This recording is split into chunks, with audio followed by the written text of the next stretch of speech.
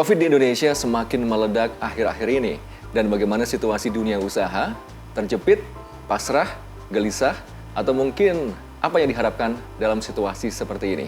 Saya bersama dengan Ketua DPD HIPI Jakarta, Bang Sarman Simanjorang. Apa kabar, Bang? Salam sehat dan semangat. Salam selalu. sehat dan semangat. Walaupun dengan Optimis COVID harus. merajalela, kita harus semangat. Amin. Oke. Spiritnya harus semangat. Spiritnya semangat, ya. Ini menarik. Dalam kondisi seperti ini, kita tetap harus menjaga semangat. Cuman pertanyaannya, Bang, ini kan COVID sudah hampir 1,5 tahun melanda kita. Ya. Dunia usaha kita tahu juga semakin terjepit dengan situasi ini. Betul. Ekonomi tidak kunjung membaik. Apa yang terjadi selama 1,5 tahun ini, Bang? Khususnya dunia usaha. Ya, yang terjadi selama 1,5 tahun ini adalah penuh dengan ketidakpastian. Ketidakpastian, itu udah pasti, ya. Omset yang semakin tidak menentu, profit juga tidak menentu, itu akan mengganggu cash flow kita juga yang sangat tertekan sekali. Ya, jadi kalau misalnya sampai saat ini hampir sekitar 1,5 juta yang sudah di PHK, ya, dan juga mungkin jutaan yang dirumahkan, itu sesuatu hal yang tidak bisa dihindari.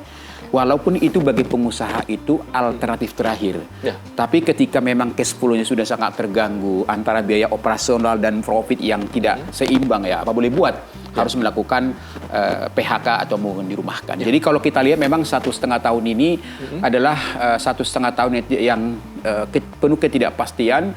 Kemudian yang kedua juga, ya ini semakin mengancam kelangsungan dunia usaha, ya terutama mungkin kelas-kelas UMKM kita.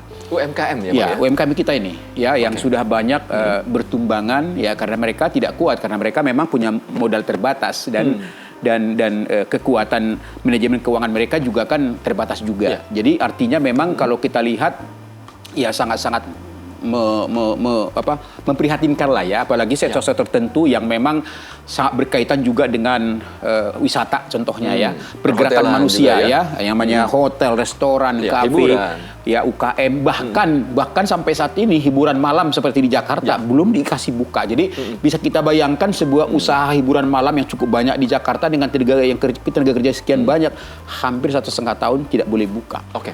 Ini tentu kondisi yang sangat-sangat buruk untuk sektor bisnis ya, Bang, ya. Ini kan langkah pemerintah kan sudah jelas ya, bahwa yang sekarang pun adalah PPKM Mikro akan diambil. Ya. Kemarin sempat ada wacana untuk melakukan lockdown, cuman Presiden Jokowi sudah mengambil keputusan. Nah, dengan langkah yang diambil pemerintah ini kan sebenarnya sama, Bang, nih langkah hari ini dengan beberapa waktu yang lalu. Nah, ini gimana dunia usaha melihat langkah yang diambil pemerintah sekarang? Ya, makanya ya itu saya katakan kondisi dunia usaha ini dengan 3 sah itu. 3 sah? Ya, resah, gelisah, dan pasrah. Pasrah, ya? Ya. Sudah sampai di level pasrah ini, Bang? Ya, artinya begini, ya. Artinya kemarin-kemarin kan sebelum ketika kita memasuki katakanlah masa puasa, Lebaran kan ada harapan ekonomi bangkit, kita kan sudah mulai bergeliat. Ya. Ya, ekonomi kita harapkan akan mulai tumbuh ya, bergeliat kali ya. Tumbuh pelan-pelan ya, dengan harapan kita mampu mengendalikan daripada COVID ini. Ya.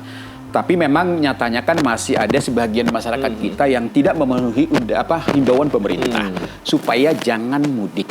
Ya, ternyata kita lihat masih ada sekitar 1 jutaan waktu itu yang mudik dengan caratannya sendiri, dan juga kita dilanjutkan kalau nggak salah waktu itu juga dengan libur Imlek misalnya. Nah, berdampaknya kita rasakan sampai saat ini. Per hari ini saja kita sangat-sangat miris sekali, hampir 15.000. Rekor hari ini, Bang. Rekor hari ini. Ya. Jadi artinya bagi pengusaha itu sangat mengganggu psikologi kita. Ya, jadi apa yang disampaikan tadi itu pasti akan terbayang bahwa pemerintah akan mengambil lagi langkah-langkah, apakah itu pemberlakuan PPKM Mikro atau lockdown sekalipun. Nah, itu di benak kami sudah terlintas itu, karena kami melihat bahwa ini kan suatu kebijakan yang memang bagi pemerintah amat sulit. Iya. Dilematis, serba salah dilematis, gitu kali ya. Tapi harus diambil yang terbaik. Nah, tentu pemerintah kan akan mengedepankan keselamatan masyarakat dan warga. Ya kan? Walaupun di satu sisi pemerintah akan memikirkan dampak ekonominya. Nah, dengan kejadian ini tentu bagi pengusaha kan akan berpikir lagi seperti yang dulu lagi. Ya kan, artinya kita akan terjadi lagi tekanan-tekanan kita, apakah cash flow kita, apakah dalam hal ini juga omset kita, profit kita akan seperti tahun lalu. Itu akan bisa terjadi kenyataan gitu loh. Oke. Ya, jadi memang ini sangat dilematis sulit sekali, lah, sangat sulit bagi ya, pengusaha sulit, ya. Oke, kita memahami situasi itu, Bang Sarman. Ya. Tapi kalau dari daya tahan dari para pengusaha sendiri, Bang, ketika awal-awal pandemi ini muncul, dulu sempat dinyatakan, wah kita nggak sanggup nih, 3-4 bulan lagi kita udah pasti akan dalam tanda petik menyerah ya. Entah kemudian yang muncul adalah PHK, perumahan karyawan dan lain sebagainya, atau bahkan usahanya gulung tikar. Ya. Tapi waktu terus berjalan, dan alhamdulillah nih, 1,5 tahun itu berjalan, Bang. Meskipun sekarang kondisinya semakin memburuk. Ya. Nah, dengan kondisi saat ini, kita lagi-lagi nih menguji daya tahan para pengusaha dan dunia usaha. Kira-kira sampai kapan ini bisa, ya paling tidak bisa mempertahankan bisnis, kemudian juga mengurangi dampak terburuk PHK karyawan itu, Bang? Iya, jadi memang begini. Kenapa pengusaha-pengusaha kita mampu bertahan hingga saat ini? Tentu kita harus apresiasi ya bahwa pemerintah hadir untuk mengurangi beban pengusaha. Oke. Lewat apa aja tuh, Bang? Yang Contohnya sudah misalnya oleh pemerintah ada untuk stimulus pengusaha? dan relaksasi misalnya kan. Jadi misalnya pertama keringanan untuk membayar pengembalian pinjaman pokok misalnya, atau mungkin cicilan bunga misalnya. Kemudian juga teman-teman UKM kita yang mungkin cicilan mobil untuk transportasi publik, motor, bahkan perumahan, ya itu kan diberikan semacam keringanan oleh pemerintah. Belum lagi misalnya masalah insentif pajak contohnya, kemudian keringanan-keringanan yang lain. Karena kami juga menuntut waktu itu bukan hanya keringanan dari pemerintah pusat, termasuk pemerintah daerah. Contohnya pajak-pajak yang membebani pengusaha di daerah, yang itu adalah merupakan kewenangan daerah, itu juga harus diberikan keringanan. Tapi itu sudah berjalan, Bang? Iya, termasuk PBB misalnya. Di Jakarta misalnya PBB kan mahal sekali. Dengan omset pengusaha yang seperti ini gimana PBB? Jadi artinya memang pemerintah hadir untuk meringankan beban pengusaha itu.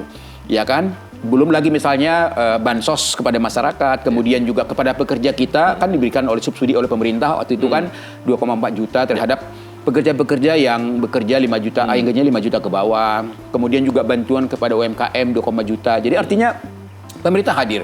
Ya, bagaimana mempertahankan daya beli masyarakat kita, karena 60% pertumbuhan ekonomi kita kan ditopang oleh konsumsi rumah tangga. Jadi artinya dengan kehadiran daripada pemerintah itu memberikan semacam berbagai insentif untuk mengurangi beban pengusaha ini, ya ternyata kan bisa membuat pengusaha lebih bertahan lagi.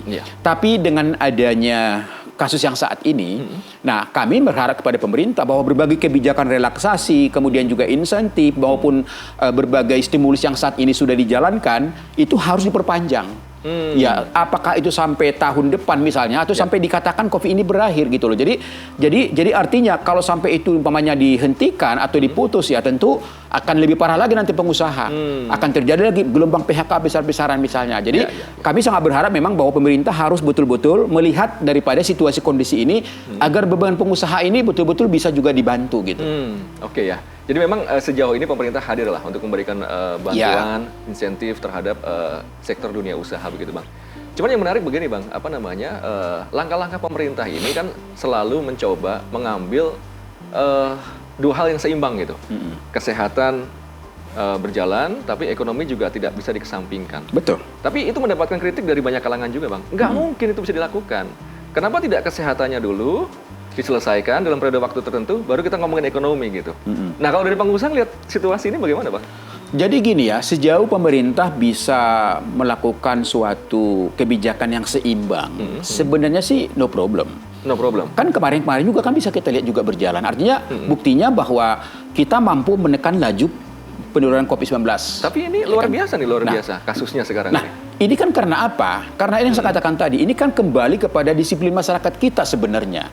Kalau kemarin katakanlah mungkin masyarakat kita tidak ada yang nekat, tidak ada yang curi-curi untuk mudik, saya rasa nggak kasusnya seperti ini. Ya kan? Jadi sebelumnya kan kita lihat kan bahwa tingkat penularan kita pada saat itu kan sudah bisa dikendalikan. Sebelum kita Lebaran itu kan sudah bisa dikendalikan. Artinya pemerintah sudah mengurangi misalnya jam buka misalnya. Itu sudah sampai jam 9 malam, bahkan jam 10 malam waktu itu. Artinya kan karena tingkat daripada penurunan COVID ini sudah pada posisi yang standar WHO gitu kan. Tapi dengan adanya melonjaknya seperti ini, nah inilah maksud saya bahwa memang masalah COVID ini bukan hanya tugas pemerintah, bukan hanya tugas pengusaha, tapi tugas seluruh kita masyarakat tanpa terkecuali gitu loh, tanpa terkecuali. Jadi kalau kita ingin segera lepas dari COVID ini, kalau kita ingin segera lepas daripada krisis ekonomi ini, ya, ayo mari kita bersama-sama kita buktikan kita bangkit bersama melawan COVID ini dengan disiplin melaksanakan 5M. Saya yakin bahwa 2 minggu ke depan atau 3 minggu ke depan itu bisa kita buktikan kalau ada kebersamaan di antara masyarakat kita. Iya, amin. Itu harapan kita semua, Bang. Artinya bahwa memang butuh disiplin tadi Abang mengatakan. Tapi bagaimana dengan kebijakan konsistensi, Bang? Ini kalau tadi Abang menjelaskan soal orang mudik, ya kan? Terus juga masih nekat lah pada saat itu. Sepertinya memang ada inkonsistensi kebijakan nggak sih di sini? Pada saat itu dilarang mudik, tapi tempat wisata dibuka. Ya, waktu itu memang kami juga sudah menyampaikan itu. Jadi artinya bahwa ketika dilarang mudik misalnya, ya mau tidak mau juga tempat-tempat yang berpotensi untuk berkunjungnya masyarakat banyak itu kalau bisa ditutup, gitu loh, ya kan. Cuman kan mungkin ini juga ada kebijakan-kebijakan tertentu oleh pemerintah daerah misalnya. Nah, tapi kalau kita lihat kan mudah-mudahan dengan kejadian ini dalam sisa waktu ke depan, mudah-mudahan kami berharap bahwa pemerintah harus konsisten gitu loh.